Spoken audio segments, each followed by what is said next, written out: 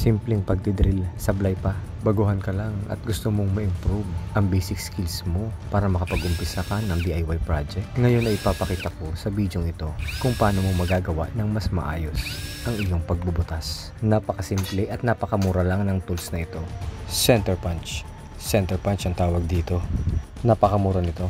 Simple lang pero napaka-effective. Malaking tulong ito para makagawa ka ng precise guide mark sa iyong workpiece. Masisiguro nito na hindi tatalbog-talbog ang iyong drill bit.